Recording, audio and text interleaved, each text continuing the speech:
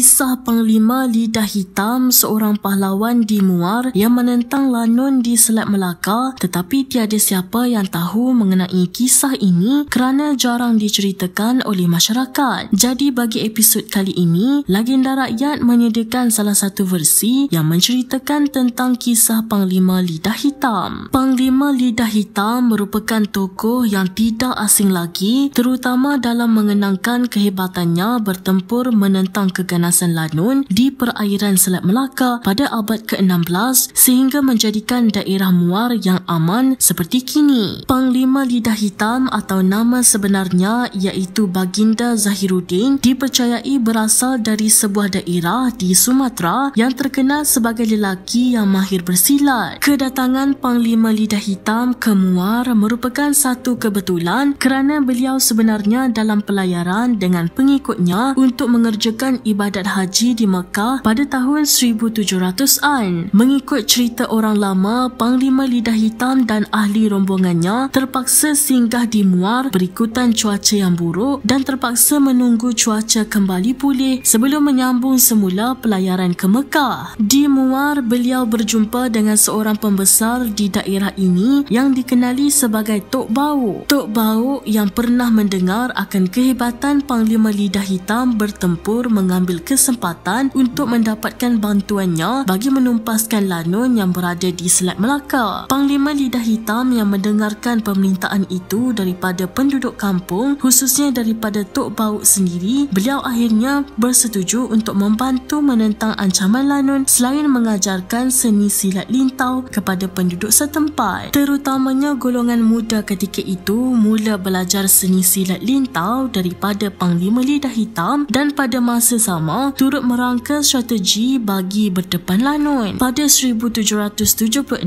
satu pertempuran hebat berlaku di sekitar muara Sungai Muar di antara Angkatan Muar dan Lanun yang berlarutan sehingga beberapa hari. Pertempuran itu membunuh ramai Lanun sehingga sebahagian besar daripada mereka terpaksa melarikan diri. Walaupun ramai Lanun tewas dan terpaksa lari menyelamatkan diri, terdapat sebahagian kecil daripada Lanun terbabit sempat melakukan sabotaj dengan cuba menenggelamkan kapal yang dinaiki Panglima Lidah Hitam. Kejadian itu berlaku pada hari terakhir pertempuran. Ketika itu Angkatan Perang Muar yang diketuai oleh Panglima Lidah Hitam sedang berperang menentang Lanun dan tanpa disedari terdapat beberapa kumpulan kecil Lanun menyerang kapal yang dinaikinya sehingga menyebabkan ia karam. Insiden itu menyebabkan Panglima Lidah Hitam dan beberapa pengikutnya yang berada di dalam kapal meninggal dunia. Mayat Panglima Lidah Hitam kemudian dikebumikan di tepi parit di kampung itu. Namun peristiwa aneh masih berlaku apabila satu batu berbentuk lidah hitam timbul di kubur itu.